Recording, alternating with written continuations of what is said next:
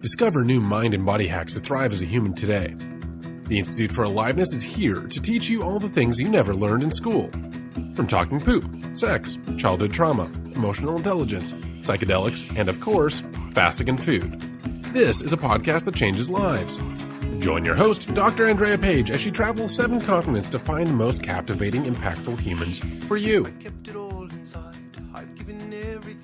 Hello, everyone. I am so excited to welcome you to a new season of the podcast. This season, I bring you some of the most important embodied people in my life. From all over the world, people I've met along my journey, I thought, hey, why not share them with the world? This episode with my friend Rusty was a really fun one. We get to drop into relationships and the portal of relationships for self-growth and self-discovery.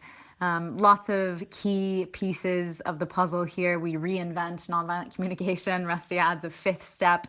And he's just someone that I feel is a really clear voice who speaks from honesty and playfulness. And so make sure to listen all the way through for all the gems of this one. Enjoy. One of my spirits to talk about whatever is under the umbrella of relatedness, relationship, other relational entities, as well as the first man of this season, which I'm stoked about, and perhaps holding the male point of view down in all of these topics, from texting to sexting to sex to relationship to non-relationship, or what do you call it? Unrelationship? An unrelationship, that's right.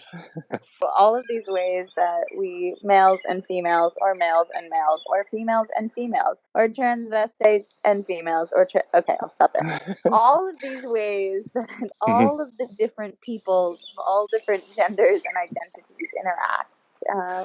That's kind of the overarching theme of what we get a chance to talk about now, and anything else that comes up. Great. So, I'm really happy to have you here. Thank you for being here.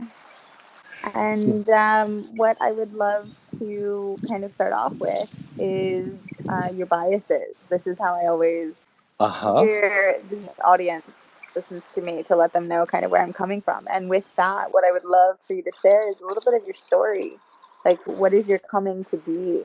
Like, how did you make who you are now? And what was that recipe like? Wow, that's a broad question. And what are my biases?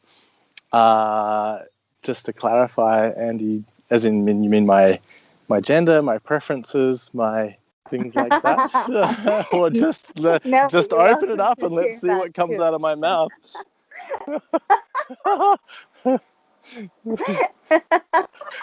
I'm left-handed. Is that a bias? That might alienate 9/10 of my audience right there. Biases in terms of, like, if you come from a specific school of thought, or you have a specific foundational belief that's going to shape everything you say. Which might be the kind of girl you like. I don't know. I see. Biases on perspective, perhaps. Yeah. I tell you what, in most of the personality studies kind of tests, like Women's Weekly kind of what kind of lover are you quizzes that come out, I tend to be pretty ambiguous is not the word, but I'm definitely a generalist. I'm definitely someone who gathers ideas widely and systemically likes to parse the systemic patterns across schools of thought.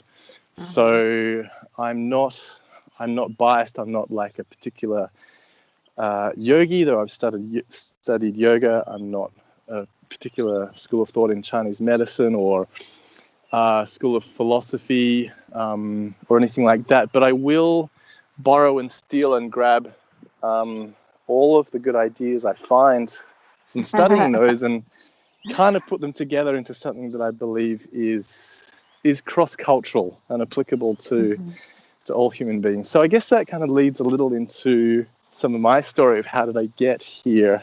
Cross-cultural story. Yeah. So I'm Australian, if you hadn't already picked it up, though my accent's fairly not too Australian. I can speak Australian for you if you want. I know. That helps. It's coming out. Yeah, mate, it'll come out later if you need it. It's always there. I travelled. Okay, put it away. Yeah, put it away, please. Okay. I worked as a geologist on the mine sites, full of men, full of hairy men, and then became a hippie. Lived on the East Coast, eating pineapples and studying Tai Chi with an old lady in the forest. And then for about a decade, I lived in Melbourne and studied every natural therapy under the sun. So body work, I taught kinesiology, I taught Hawaiian shamanic massage, Tai Chi, Qigong, meditation, Reiki, I did NLP, hypnotherapy, Japanese acupuncture. I taught retreats in personal development based on Rumi's poetry. The list goes on and it's a little embarrassing. And I kind of got to a point where I felt like it's very easy to be spiritual when you live in the monastery. You know, I was working miracles every day. I was surrounded by people with similar worldviews. I was quite young, and I just kind of wanted to check myself and check this false identity, I think, that had grown up around me. And so I cast all of that away and went out kind of seeking what was real in the mainstream world, or in a world where nobody knew me, nobody cared what chakra or star sign or system of thought I came from, just to see what was real. And I actually went to Saudi Arabia, of all places, and was working as a geologist again. Did that for many years. Nothing like a reality check. Of course, you know, I would literally I was used to working in roomfuls of naked women at some point, and then went to Saudi Arabia, where I literally would not see a woman at all. And was interested in, you know, what does the healthy masculine look like, as well as what does the healthy feminine look like. So I worked in Africa, I worked in the Middle East, again, always refining a lot of my thoughts. And I guess now I arrive at a place where I am letting go more and more of a lot of belief systems. There's that beautiful saying, if you want knowledge, then add one thing every day. And if you want wisdom, let one thing go. And I think it's really important to accumulate knowledge, to be a seeker, to go around going deep into one system or many, so that you can arrive at a place where you go, oh, I can start embodying this and then letting it go. And I feel like I'm at a place where I really know that I know nothing now.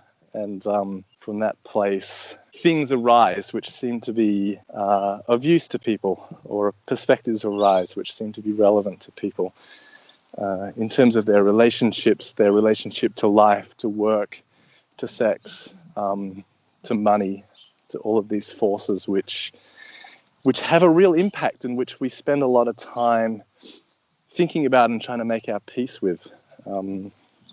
So I guess that's a condensed version of my story with lots of room to go digging. Shall I pick up a shovel?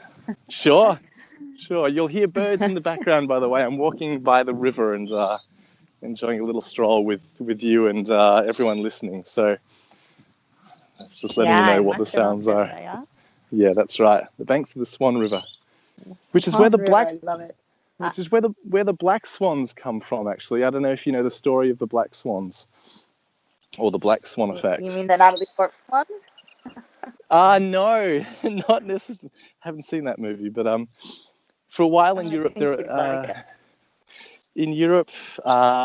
they have white swans, and so when Captain James Cook came to Australia, he saw for the first time black swans, which was like a revelation to everybody. And the story or the metaphor from that is that you might only ever see white swans and think that the world only has white swans, but just because you've never seen a black swan doesn't mean they don't exist. And so I'm reminded of that every time I walk down here and see them.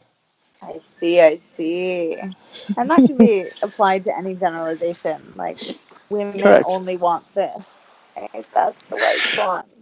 Totally. There are Yep. women. Yeah. Yep. Exactly. Yep. So tell me a little bit, picking up the shovel, about your own relational experience and your trials, your tribulations, your triumphs, and your tribulations. Aha. Good question. With respect to relationship, I tend to focus more on the relating. So I think one of my biases then, if you like, is to focus on the relating first and how you engage or interact with another person, and then the relationship will take care of itself. The form will take care of itself. I think we're very quick to want to define things. Are we going out? Are we monogamous? Are we poly? Are we just dating? Are we seeing each other and other people? Are we just not defining anything? And that's kind of very normal for the mind, and the mind likes to categorize things and define things because it gives you a sense of control. This is what we're doing, and these are the boundaries. And unfortunately, I found real life to be somewhat different to the way that I've liked to define things in the past. And I find that focusing on the way I relate, the way I communicate, and I guess the practice of authentic relating, which is in parts the revealing of what's going on underneath, what your real intentions are, then the form of the relationship just drops out naturally and effortlessly. And as things change, because they inevitably will, your relationship is still harmonious. So for me, to reveal a little of my own story. Yeah, that's what we want. Yeah, not married, never married. Have certainly some shame around that, in terms of wanting to meet that cultural tick in the box of, like, you date someone, you marry, you have sex, you have a view to marrying them. Never done that. Don't have any children. Had many lovers. I've had a couple of long-term relationships, and it's interesting to define what long-term is. But 4 years was about the longest. And yeah, but in terms of the intimacy of my relationships, in terms of the closeness and the growth that has occurred, I'd say very well. I certainly have many, many deep relationships and still do. So I guess that's a little mix of the particulars and some of the generalities there, and pretty much all with women. Do you have any anecdotal explanation of, like, one time when it went really wrong and what you learned from that? I've got several, Andy. Which one should I pick? Choose the Good Lord. I guess the one which I've bored most of my friends with is well, I met this girl, of course. It was one of those very karmic kind of meetings. We met on Facebook, just chatting about another friend. We didn't know each other. We were basically teasing him. I didn't even see a picture of her face on Facebook. And then suddenly we started flirting or engaging with each other.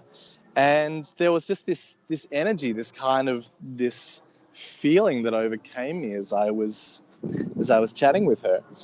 And I followed that feeling. I kept on connecting with her, and it turned out she was, oh God, this is such a big story. I'm gonna I'm kind of getting a little shy around how much I reveal here.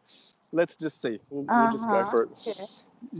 Go for it. She ended up coming from Scandinavia, and she was lovely. I felt really met on many, many levels, and thought, wow, this is someone that I could really journey with. She was on a quest to discover her sexuality. She'd been kind of anorgasmic for quite a while, and was just on this real quest to reclaim her sensuality and her orgasmic potential. And, I was like, this sounds great. I'm well up for assisting her in this exploration. Hand raise. And she wanted to be open. She wanted to see other people, and I was working in Africa at the time and was away quite a lot. And that worked for me. Again, it comes back to the quality of our relating, in that I felt very emotionally connected with her and knew that one of her priorities was to explore. And I felt that this connection was strong enough that even if she was experimenting with other people, that our relationship would be strong. And also because I couldn't see her or be living in the same place as her, that kind of made sense as well. So, and I fell in love. And one of the ways I know that I fall in love is when I'm no longer okay with a no. And by that I mean, if I said, look, I'd love to see you, or I'd love to take you out to dinner, or I'd love to do whatever, and she said no, I knew that would affect me. Whereas most of the time when I'm interested in somebody, if they say no to any request, it's like, well, of course, that's your boundary, that's your right, that's you just being you, and it's not a problem. But in this case, it was like, oh, okay, I am definitely attached to this woman. And she started to go deep into this Tantra cult, and eventually became the girlfriend of the Tantra cult leader, and just went on a deep journey into all sorts of madness, which I've only ever heard stories about. But she definitely left me far behind.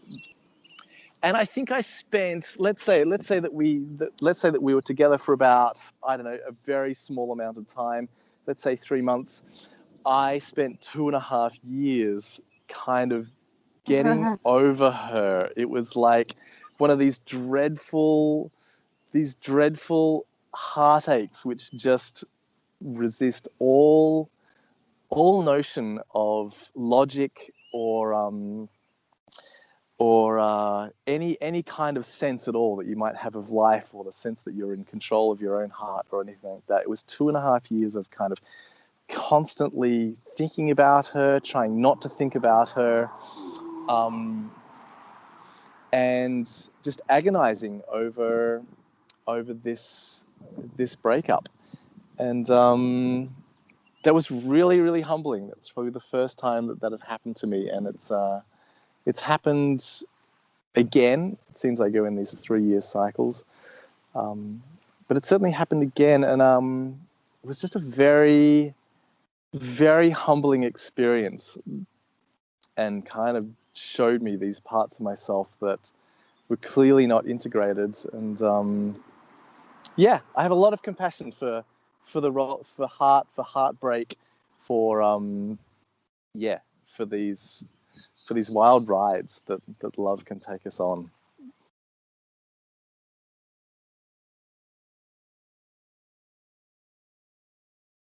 The length of relationship and length of heartache afterwards really reminds me of my first boyfriend, which didn't happen until I was 19, because I was kind of that girl who grew up and boyfriends, no. And then I was 19 studying in Australia at the University of Wollongong, and met this French guy who just swept me off my feet. He was, I think, 6 years older than me, and doing his master's research, and French, of course. And that was really, it was so much of my formative coming to be when it came to definitely sex. and relating at large. And I mean, it was great. We had so much fun, super Yep. deep dive, fall in love. Uh-huh. And then at the end of the semester, I moved to China to teach English for summer, and he was still in Australia, and it just, it didn't make sense. Like I would stay in when my friends went out in Shanghai, and I was pine for him. And I was really clear because I've always been my own best friend in school. I was really clear on like, Andy, this is actually not supporting you. And it's not like we were making plans for the future. Like, I'm going to move to France or come back to Australia or anything like that. And Uh-huh. so one day I was just like, hey, why? You're my girlfriend. I was like, why? Why am I still your girlfriend? It doesn't make sense. Yep. And so after that, like 3 to 4 month relationship or whatever it Uh-huh. was no longer formally in existence. And yet, for 2.5, maybe even 3, I don't know, years after, I totally pined for him, and we Uh-huh. reunited the next summer a little bit. Um, Yep. but yeah, it's that like, whoa, it's something I feel like that has to do with our foundational experiences in relating that haunt us the most. And it's less to do with the person and more to do with what they awaken inside of us. I totally agree. I mean, Harville Hendricks says that relationships are there to finish off what was incomplete in childhood. So, like, that sense that, if you were looking for something from your parents which you never received, certainly in my case, it's words of approval.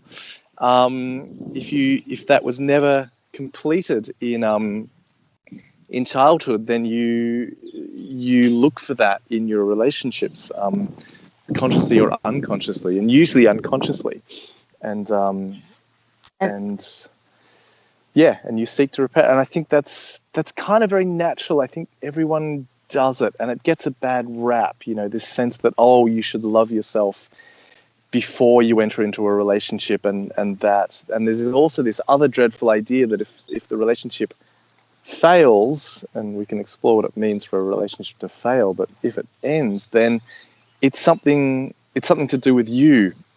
There's some fault in you as to why the relationship has ended. And I think that notion needs to be taken lightly. I think that, if a relationship breaks up, like mine, for example, like yours, like probably everyone on this planet who's ever, dated somebody, it's a nice point for its self-inquiry to go, okay, what was my part in that? And then, but not to have it lead all the way to there's something deeply wrong with me, because that's a pretty devastating place to conclude, and not very helpful. It's not very resourceful Yeah. for you as a I soul. mean, like the mental breakup is just so much aggression towards self or other, and that it seems to be like aggression quells the wound of like, oh, he's awful, he's evil, he did this, blah blah Yeah. blah blah blah, or I'm not good enough. Whatever core belief we're kind of aggravating there, I'm not good enough, or I didn't deserve this, or I fucked it up, or went I'll be alone my whole life, or whatever it is. Negative thought patterns are such the habit at the stage of breakup that maybe we can talk a little bit about what healthy breakup looks like. Oh, that's a great idea. I love that. Yeah, this. I mean, there's lots of information there about how to find the man or woman of your dreams, and there's lots of information there about how to have a good relationship. But there's very little out there around how to have a healthy breakup, or a transition, and what that even looks like. And I think I was just going to add that one thing I think I've been very lucky with in terms of my breakups is most of the time I've come away without not brimming full of resentment. Certainly not brimming full of resentment for women, or retaining some idea that all women can't be trusted or all women are crazy. I've not had that, though I know male friends of mine have, and certainly there's a lot of women who don't trust men from their experiences, and I think I've been lucky to not retain that, to kind of retain a very open mind and heart towards the next experience. You know, I think I remember being cheated on by my second girlfriend, and that being pretty devastating. But deciding in that, I was 19, and but I remember deciding back then I'm not going to be afraid to fall in love again, and yeah, being very clear that was a decision I wanted to make. So yeah, how conscious I really was, I don't know, but I guess I'm lucky I made that decision. And so I think in terms of breakups and navigating them well, again, it comes down to how well you can, two things, I think, how well you can relate, how well you can communicate, with kindness, and how well you can do the self-work which revolves around you taking responsibility for your own stuff and your own actions. So let me go over those. So how well you relate, so that's going to have shown itself during the relationship. Like if you're constantly texting and not really getting your message clear, or if you're yelling at each other unnecessarily, or you just don't have the container in which you can sit down and have a conversation that's sane and no one gets triggered. So that's how well you can relate. The second one was, what was the second one? Kindness. How well you can relate with kindness. Kindness. Okay, so kindness might be inaccessible for some listeners. I know for me it was for a really long time, because you're not just embroiled kindness and you're super well up in your own story, then it's real. But it's like, oh, be kind. Kind somehow then feels fake. And so maybe people can imagine it somehow as presence and non-reactivity. How well I can detach from my own desires and my own story and just be here, of like, you say something that would trigger me, and I'm going to sit here and I'm going to breathe through that trigger and be aware of it. And when I respond to you, I'm going to respond without accusation. I'm going to respond from a place of curiosity. I often find that curiosity is the best gateway to kindness. And so that would be an example, if that makes it hit home a little bit more for people listening. And then what was the third one? How well you can do the work to own your own stuff and your own peace in the breakup. Yeah. Oh, I love it. This is a master formula.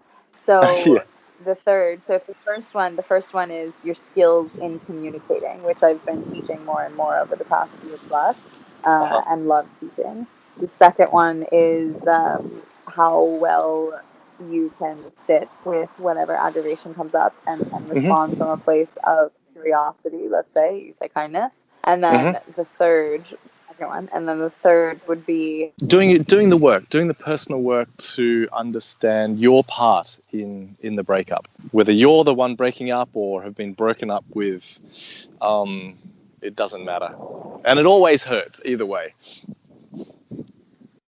So I was kind of reviewing them, and the first one was about your ability to communicate. So literally your skills, just like you're skilled in typing, or you're skilled in Microsoft Word, or you're skilled in whatever it is, you're skilled in communicating. You can communicate in a way that is not from your ego, right? That is not triggering to the other person. That is non-violent. I'm a big advocate of non-violent communication. Everyone knows that. So agree. I totally agree. Angle, and that plays in hugely to your emotional intelligence. Which, Rusty, I don't know if you're doing emotional intelligence consulting for the past year in startups in the corporate world. Yeah, I love it.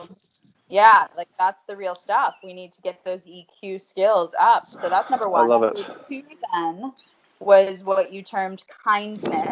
And it's really about how much you're able to sit there and dispel or delay really your own reaction and triggering to whatever said or whatever happens. And then subsequently how able you are to come at the topic from a place of equanimity and curiosity, and come forward with that curiosity. To me, that's a good bit of kindness. Yeah, and and I would third, I would add with kindness, being able to hold the other person in the highest light, to not lose sight of their heart, of their greatness, of their best self. I think I would add into that with kindness.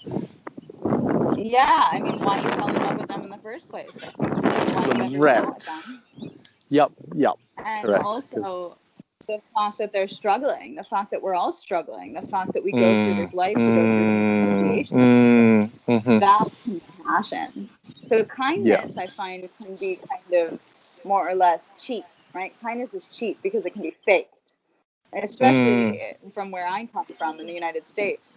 But when you come into true compassion, or when you come into curiosity, or all these other things that can lead you to the outcome of what would look as kindness, but wasn't like, let me be kind. I find that you don't end up wearing masks, and it's a bit more authentic. And then, so the third part then was what was it? Your ability to do your own work. Your own work, yeah. Yes. And I would say that if there's an order of doing these things, it's actually a reverse. It's like, and I think this kind of goes beyond breakups, really, but really navigating any of the funky little quirks that inevitably navigating conflict in a relationship, because let's face it, that's always going to happen. And so, I think a breakup is just one version of one example of a conflict. And so sure. Anyone have conflicts with your boss?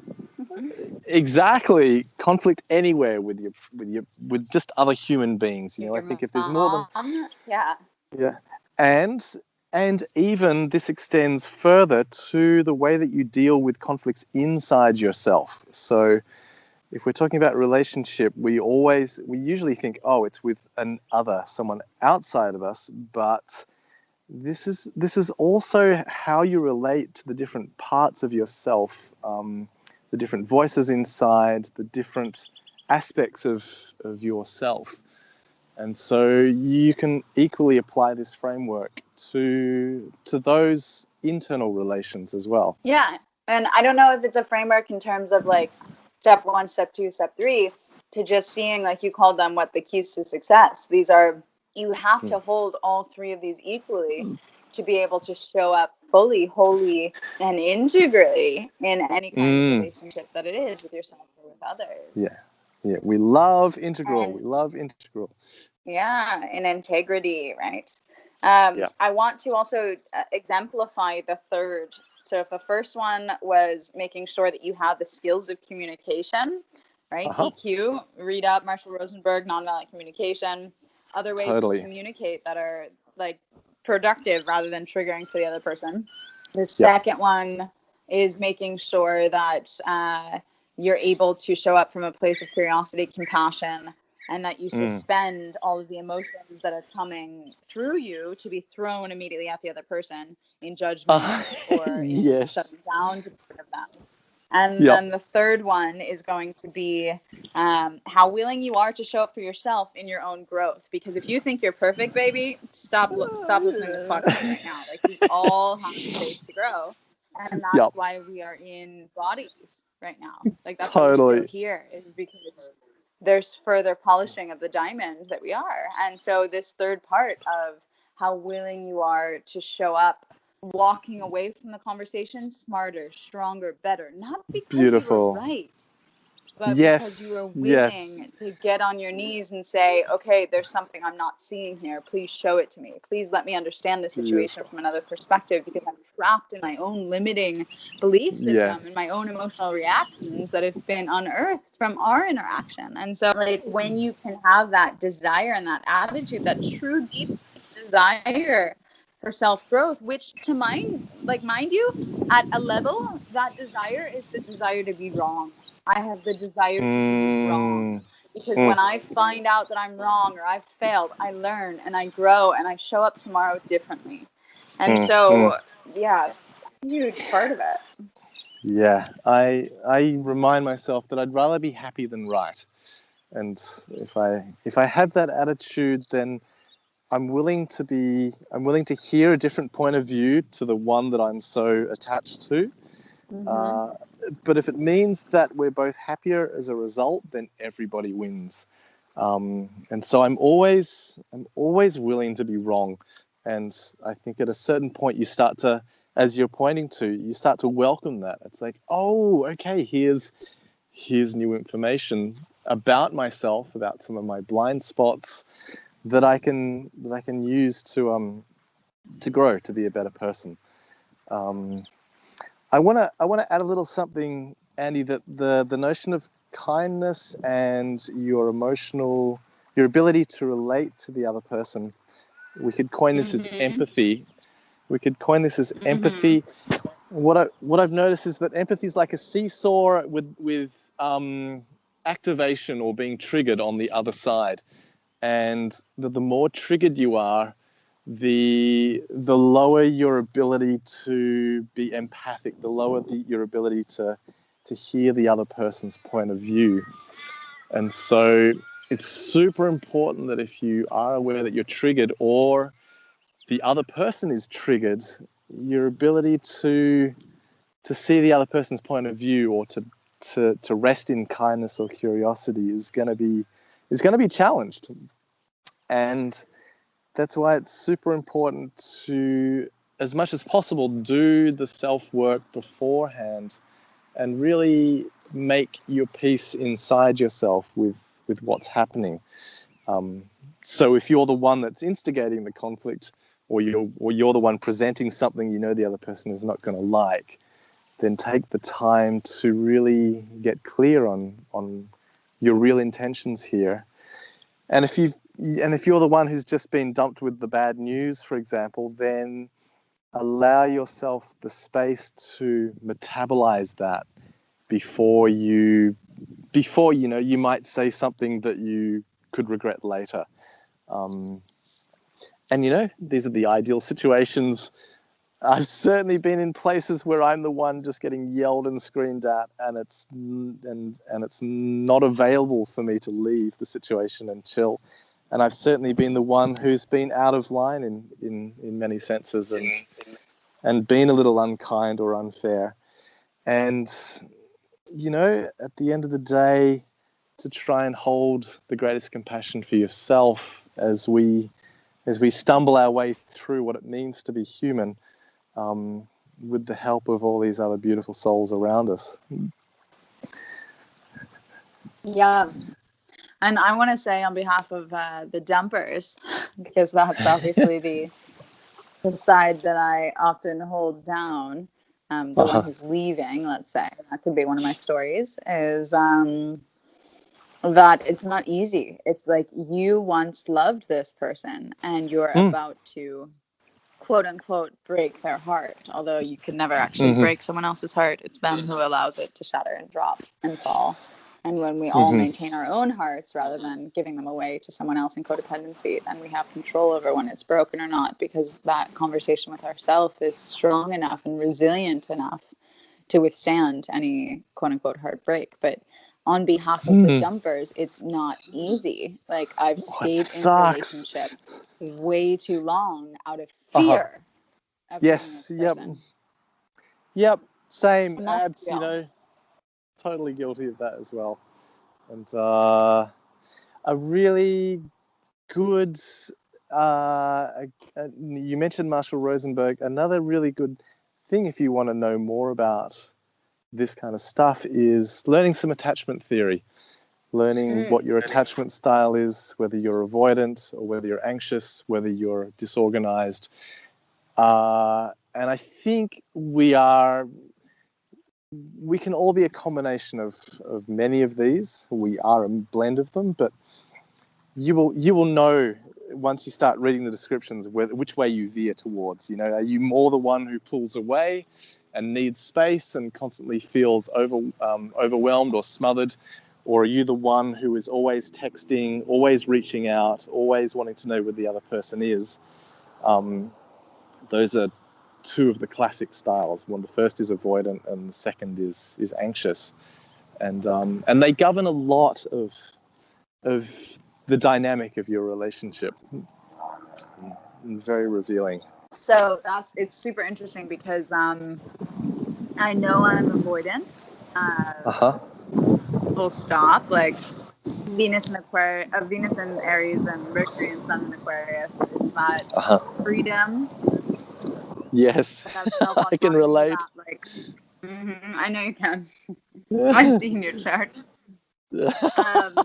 So I hold the avoidant flag really strong for me recently in relationship, as I'm hopefully, entering into a serious relationship, which might end up in bigger things.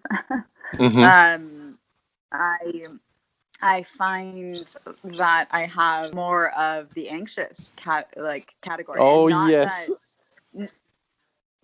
Not that it's true anxiousness. Like, I don't feel it's anxious. I just have such a desire for the other person. And I was talking to one of my mentors on my femininity, my Chiron teacher. Chiron passing over my Venus for the past year, and so that's like it's a transit, an astrological transit that's very much about reinventing who I am as a woman and looking at the wounds inside and how I act from the wounds rather than act from greater potential. And I talked for anyone listening to the podcast, I talked with Grayson a lot about this, so check out that podcast if you want to hear more about that. But in my Chiron teacher and my femininity teacher, he said to me, and he knows me quite well, and we've been romantically involved, not all the way, but like there's a strong karmic relationship. He said to me, Andy, you're not going to like this. And I said, great, tell me. Like, that's exactly what I want, right? To be wrong, quote. And he says, but you're needy. And I was just like, oh. Ouch. Yeah. Right. And so then I'm like, and you saw my Facebook post, I'm sure, Rusty, where I was like, what's the difference between being needy and communicative? Like, this is real for me because I have these highly polished skills of communication where the expectation is presence, right? When you have presence, then you can have true communication when you show up. And that in this cocktail with desire,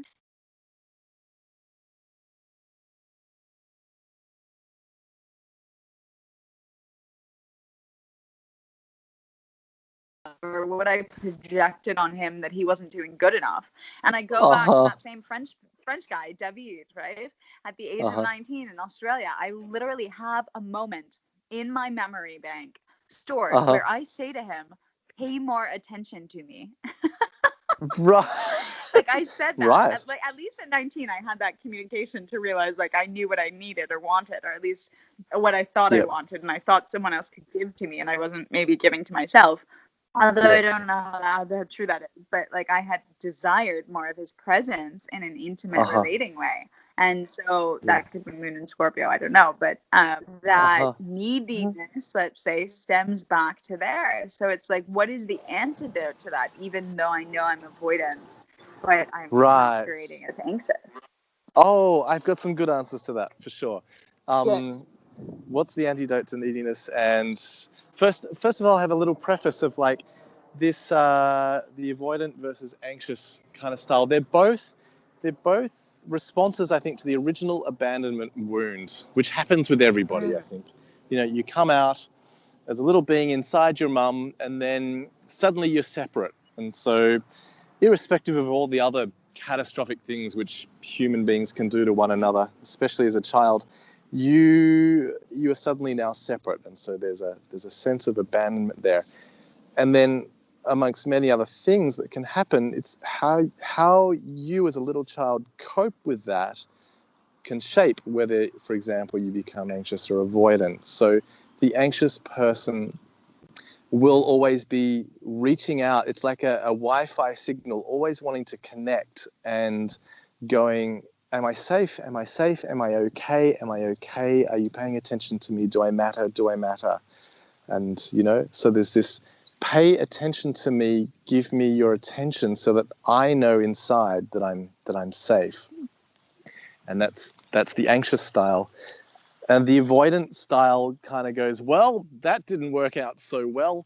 I can't trust anybody. I'm going to do it all myself and resource from the inside. And, so these people appear very independent, but it's still born from the same wound of, I was separated at birth, and I've just learnt to cover that up rather than to repair it. And so getting close to another person gets really scary, because it's a reminder of how much you really do want to be connected to somebody, but then the risk of being abandoned rises again. So they're both different responses to an original wound. And so what helps, this is a very practical exercise which I've done with somebody to build what I call the ground of health. And the ground of health is going to really facilitate the ease of your communication, whether you're skilled or not. And it's going to help repair a lot of these relational challenges. And so it's really simple. I'll just check. Are you still there, Andy? Yeah, I'm here. I just put it on mute because I knew you were talking. Okay, great.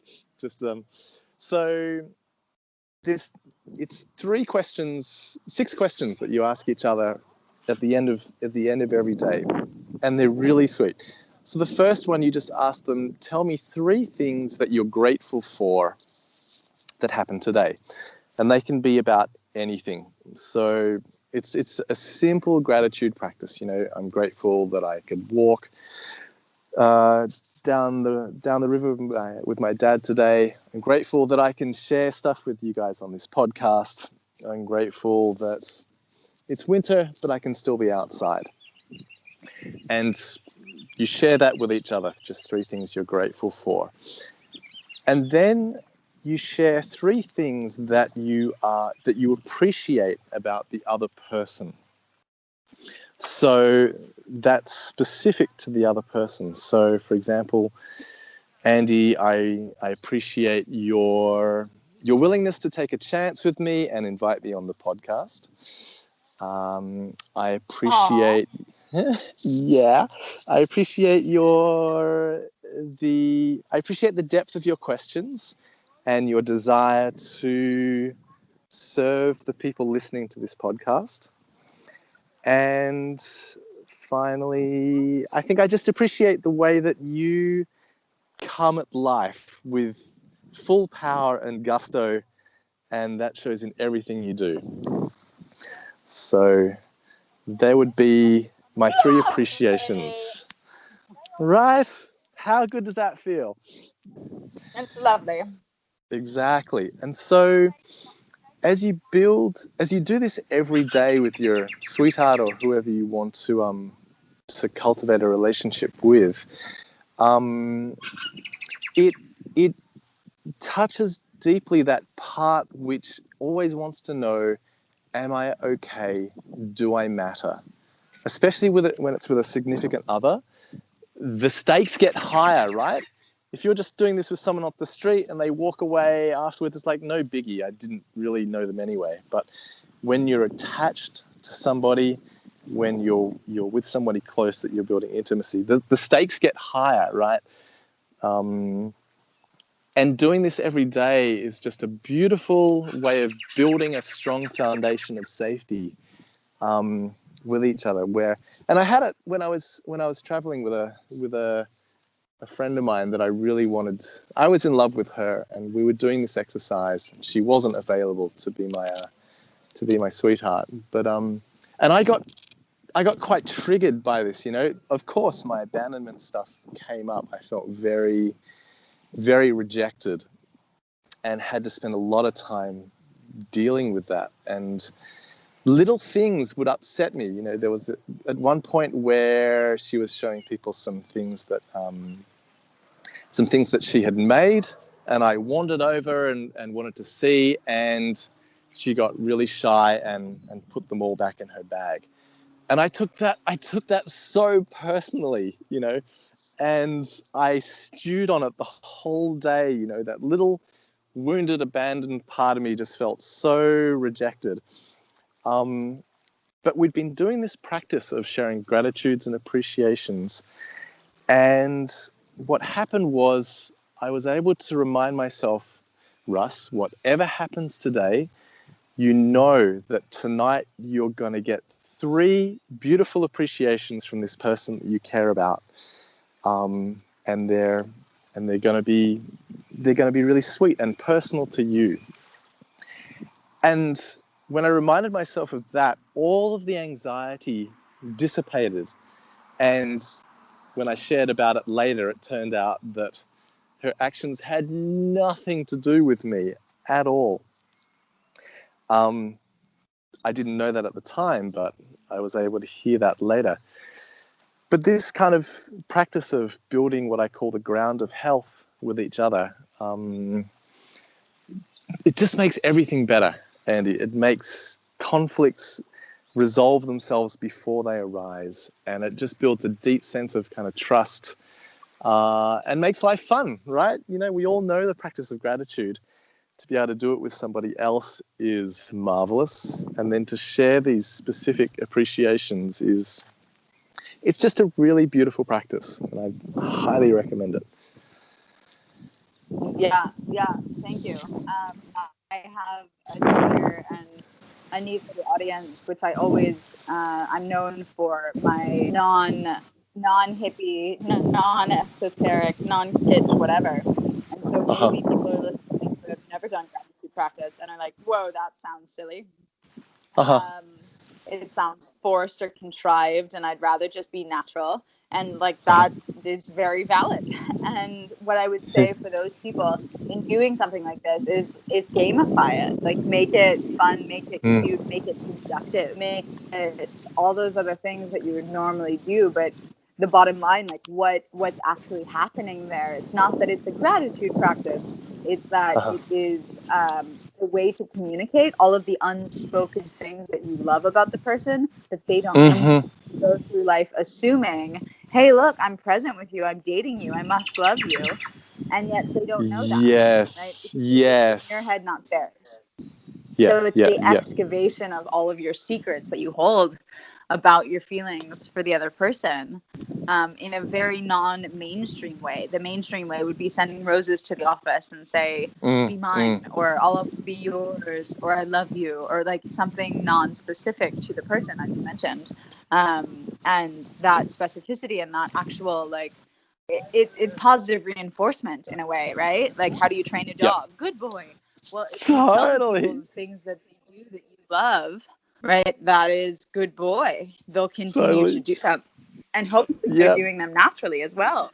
And you're just like fully unbridling and encouraging that naturalness with which they come forth into life. And it's also a lot about being seen. And that's kind of what I came down to in my story of being needy and paying more attention to me. I'm not like, because I'm avoidant and not anxious, I'm like, it doesn't resonate so much that it's this separation wound on a pivotal level. On like what it feels real for me as is a true desire for intimacy and for someone to really meet me on a level of communicative ability whereby we're fully present with one another, rather than just having me as a girlfriend as an accessory on their arm or on their whatever it might be, plus one, or on their paycheck or whatever it is. It's like I want to be seen and I want to experience life fully with someone. And so pay more attention to me is actually like, be present with me. Like, where are you? Please be here. You've chosen to be in relationship with me. Kind of don't take me for granted. It's more of that.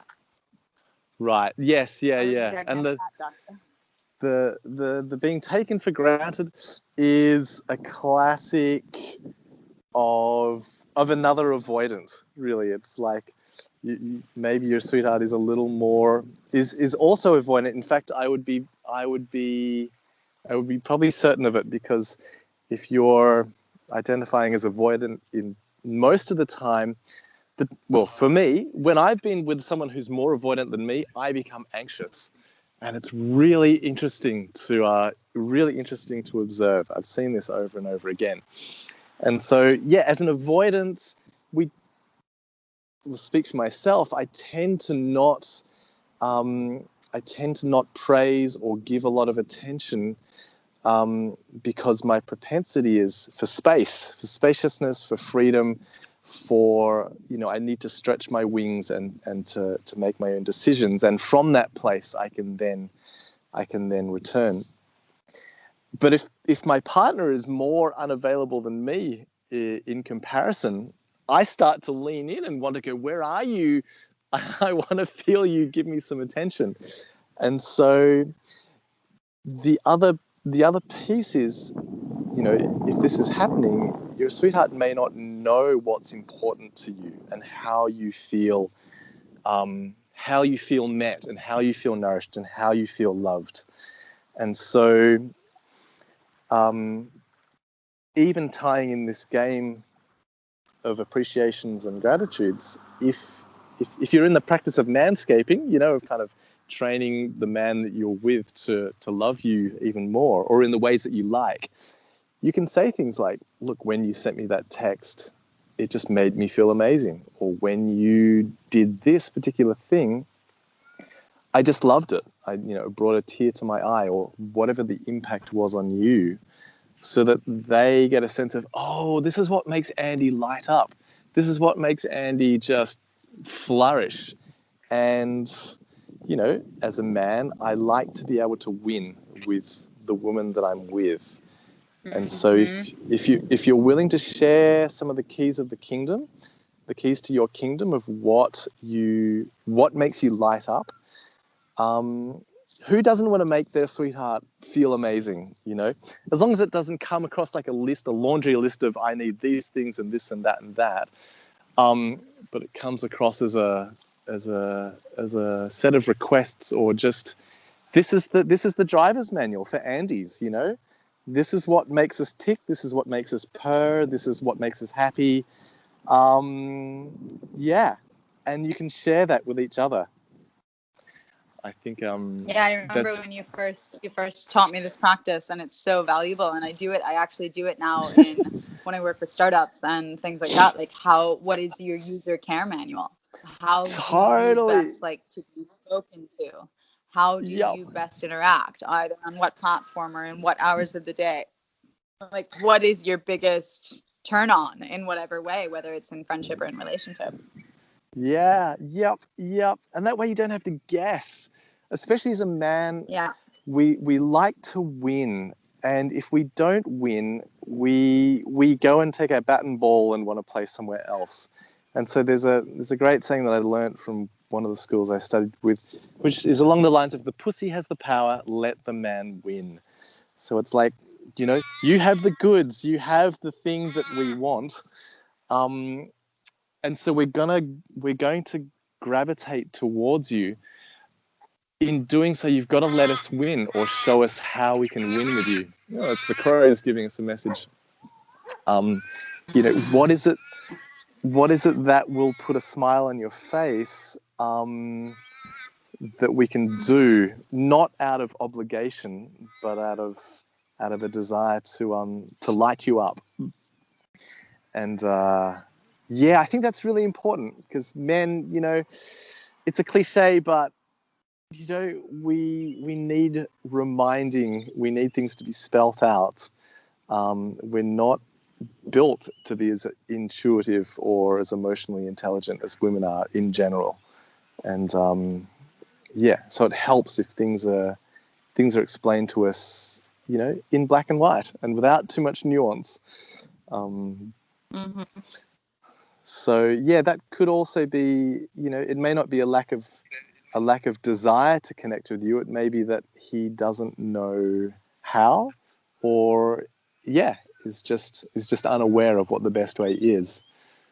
And then how many fun ways can you find to share that with him and to enjoy that when he does do those things? And for men to women, what advice would you give to men? There's a great. This comes from Men Are From Mars, Women Are From Venus. You get 1 point. You get 1 point for everything that you do. So, and this has been my experience as well. Whether you take your sweetheart to Tahiti for a holiday, or whether you just bring her flowers that day, or whether you pick her up from her class after school and surprise her, you get 1 point for each thing. And so it's the little things that really count, the little acts of kindness, and the little acts of noticing what makes your partner feel good or is important to her, that will just bring far more joy and fun and light up your sweetheart than any amount of massive holidays will do if you take her for granted for the 6 weeks beforehand. And I mean, at the end of the day, the bottom line is that we all want to be seen, and relationship in feeling all of those things from childhood and from returning separation. It gives us a massive opportunity to see and be seen, and that's see ourselves as well as see another, and be seen by ourselves as well as by another. And so my kind of advocacy would be for people to carve out space and time in their daily life or in their weekly life where they sit and like you have a quarterly review at work. Well, how about this is our weekly review in our relationship of like, these are the things that are working for me and these are the things that are not working for me. And it's not like when you leave your socks on the floor, it's not working for me. It's like, cool, when you leave the socks on the floor, I feel chaotic and like distracted because my need for organization and a clean space isn't being met. So in the future, would you be willing to pick up your socks and or hire a maid and or like just get in the routine of putting them in one place and I'll pick them up every day or whatever it is, like just come to some kind of resolution. And that's when the relationship is building. That's when you're actually constructing a house for the relationship to live in rather than staying in the trenches of constant warfare. Do you have that foundation on which you can build? Yeah, that's a beautiful. I think it's a beautiful sequence for anyone. Yeah. Yeah, I think that's a beautiful NVC sequence, isn't it? It's like this is the and I would add in the human that's not being met, or sorry, the observation, the feeling, the human need that's not being met, and then a clear request. Yeah, and I would add in what it feels like if you do that. You know, this is letting the man win. Like I hear the consequences of leaving my socks there. Now I want to. That's the stick. But also tell me the carrot. Like, what happens when I pick up my socks? What happens when I leave the toilet seat down? What happens when I pick the dirty things up off the floor? What does that do to you? And as a woman, you can show that to your man. Like, show when it happens. Show him how delighted you are, so that he gets that impact inside him. Good boy. Exactly. Never underestimate the power of, words of affirmation and displaying how delighted you are. And and why not? Why wouldn't you? Life is about enjoying it with somebody else. So if they're doing those things, demonstrate that enjoyment. And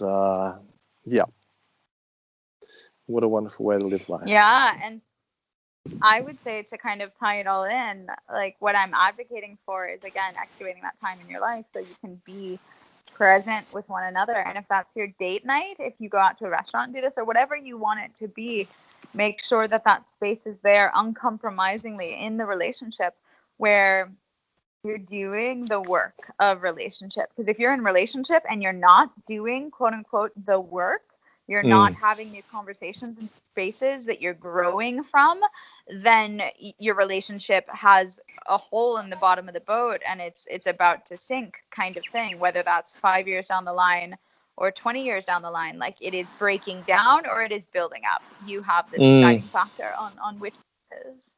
And yeah.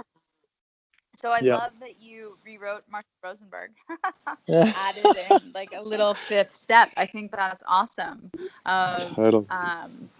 Hey, when you leave your socks on the floor, my need for, or like, hey, when I don't hear from you until 11 p.m. because you have to work late, I feel anxious and worried because my human need for clarity and presence and my human need to take care of you and know where you are isn't being met. So in the future, would you be willing to just send me a really quick text that tells me where you are and what you're working on and when you expect to be home? And if you were to do that, or when you do that, perhaps that would be the phrasing. So this is the step 5 of the new reinvented NVC and Marshall Rosenberg's, since he's passed, we can rewrite it. It would be when you do that, I will feel, or I feel at peace, and I feel great respect for you, and I feel present with you through that late working crazy night. Yep. And then I've got it. Yeah. Yeah, that's beautiful. That's beautiful. It kind of throws in The Queen's Code by Alison Armstrong. That's another one of these feminine books to read of like kind of saying to the man what he's providing to you, because that is his ultimate role, is to provide. And yeah. And men, if you're listening to this as a man, ask for these things from your woman. Maybe she didn't listen to this podcast. Beautiful. There's another. Alison Armstrong is one of my heroes. I've read The Queen's Code, and I really recommend another audio by her called Celebrating Men, Satisfying Women. It's about the stages that men go through. Ladies, it will help you identify where a man is at in his life and what you can expect from him.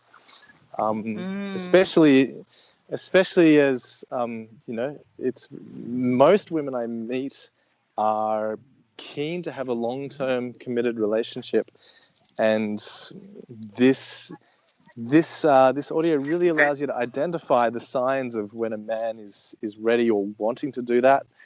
And it just gives you this. When I listened to this, I at once wanted to cry, wanted to be held by her, wanted to kiss her. I just had all these amazing emotions running through me, because she really understands what it is to be a man from the outside, and has this amazing compassion for the journey that a man will go through and all the different phases. And I think be enormously useful for all the women listening to have a real sense of appreciation, I think, for what men go through and how to identify the various stages that they're at, and to appreciate them for where they are. And I recommend this kind of audio to just about everybody, man or woman. Okay, wait, so tell me again the title. I'm literally downloading it now. It's called Celebrating Men, Satisfying Women. Okay, can't wait to read it. Yeah. All right. Okay, and I guess the last thing that I kind of wanted to say for everyone, because it's like a human advocacy thing, is that when you are in relationship with someone, you are not seeing them synthesized pure. You are not able to say, oh, he's just like that. Because the moment you enter into relationship with someone, you are entering into the cocktail of both of you mixed together, all of your karma. Not seeing a synthesized pure version of him, and nothing that you interact with can be judged purely as he's like that, or he did that, or he whatever, or she. It's all fully the karma that you hold together. And so your experience of sex, as well as relating with this person, is going to be colored by whatever your, as I would call it as an astrologer, your synastry is together.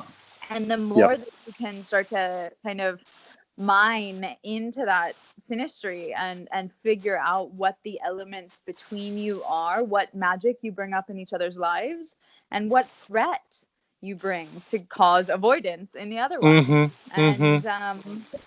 And so like really doing some deep dive work into that. Like obviously I'm hugely biased as an astrologer, that astrology holds these keys and these clues to know. And so whether that is getting a synastry reading or whether that is downloading the app, The Pattern. I don't know if I've told you about this, Rusty, but someone else gave that to me. Yes. It's spreading like wildfire. It's a very exciting time. It's based fully on my astrology teacher's teachings, put in completely non-astrological terms, speaking to people about their astrological transits and the imprint of your natal chart in a way that's really accessible and very relevant. And so almost everyone who downloads it starts reading it and receiving the notifications and says, holy shit, this is uncanny. How did this know this? And I mean, millions of downloads. We haven't even launched yet. And so something like that, where it's totally democratically downloads, totally available to you. And then like the work I do with astrology, I make it cheap and super readily accessible to people because I do have a desire to democratize astrology so that these secrets of like the hidden patterns of our relating with specific people are able to be revealed. And then once they're revealed, once we know the kind of programming that's been put upon us from past lives or karma or birth or however you want to think about it, when we know the influences that are upon us, we can start to act from a place of mindful awareness rather than just like figuring it out blind in the dark inside without knowing the actual patterns that are there. Yeah. One of my friends has used astrology as a remarkable guide to both understanding your own patterns and then, as you said, the synastry between you and your sweetheart and what the work is, what the karmic work is going to be. And it absolutely enhances your ability to navigate these challenges and to bring so much more mindfulness to it rather than kind of blindly uncovering, that's why we're meant to be together. It's beautiful.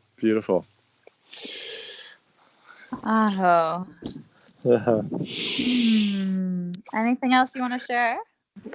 So much, Andy, but I think maybe we can do a follow-up later if it's of interest to your listeners. Okay, everyone can let me know. Yeah, for sure. But I had an absolute ball, and if there's anything else that is really present for me, I'll write in and I'll leave something for your listeners. So write in on the radio. Yeah, for sure. And Rusty, where can people find more about you and follow up with you? That's a good question. You can't. I'm a little underground at the moment, so you'll have to find me through Andy. I am on Facebook, Russell Price, and I think I'll just leave it there. As I said, I'm quite underground at the moment, and just enjoying the alchemy that's coming from that place. But by all means, if something in here inspires you, reach out. Find me through Andy or find me on Facebook, and I'm very available. Well, thank you so much for your time and for your love, and thank you to everyone listening for doing the work. Absolutely. Yeah, it's been an absolute pleasure, Andy, and thank you. How was listening to that for you? If you learned from or moved by the episode, pay it forward. Go to Apple now and leave a 5-star review so others can benefit. Join the Institute for Aliveness for a 1-week transformational fasting experience. Consider getting an astrology reading from Andy, or enroll in the 1-year health coach certification course. Whatever you do, don't let this learning pass you by. Do something now to impact your lifestyle for good. Here we are.